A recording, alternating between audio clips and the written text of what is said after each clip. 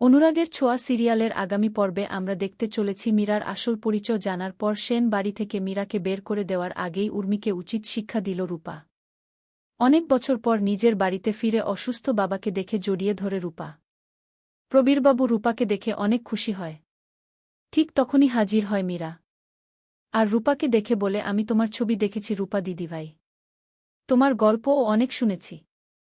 এটা শুনে রূপা অবাক হয়ে মীরার দিকে তাকিয়ে থাকে। অন্যদিকে দীপাও অবাক হয়ে সূর্যের কাছে জানতে চায়, ডাক্তার বাবু, এই ছোট্ট মেয়েটিকে? তখন সূর্য বলে, ওর ঠিকানা এখনও আমরা কেউ জানি না। তবে কাল এই বাড়িতে এসে বলছে সে নাকি লাবণ্য সেনগুপ্ত। এটা নাকি ওর নিজের বাড়ি। তবে কোনো পরিচয় জানতে চাইলে কিছুই বলছে না। তখন দীপা মীরার কাছে জানতে চায়, তোমার বাড়ি কোথায়? আর তোমার বাবার নাম কি? তখন মীরা উত্তর দেয়, আমার বাবার নাম জয় সেনগুপ্ত। এটা শুনে প্রচণ্ড রেগে গিয়ে মীরাকে চড় মারতে গেলে ঘুর্মির হাত ধরে রূপা। আর বলে, কাকিয়া, তুমি এতটুকু মেয়েকে মারতে যাচ্ছ? তখন উর্মি চিৎকার করে বলে, তুই সব ব্যাপারে কথা বলবি না। তুই শুনতে পেলি না ওর বাবা নাকি জয় সেনগুপ্ত? কাল থেকে এই বাড়িতে এসেই সবাইকে বিরক্ত করে যাচ্ছে।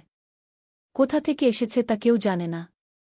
তখন রূপা বলে, প্রথমে ওর আসল ঠিকানা জেনে ওকে বাড়িতে পৌঁছে দেব। তার আগে তুমি ওকে কিছুই বলবে না। এটা শুনে উর্মি আরও রেগে যায় রূপার উপর।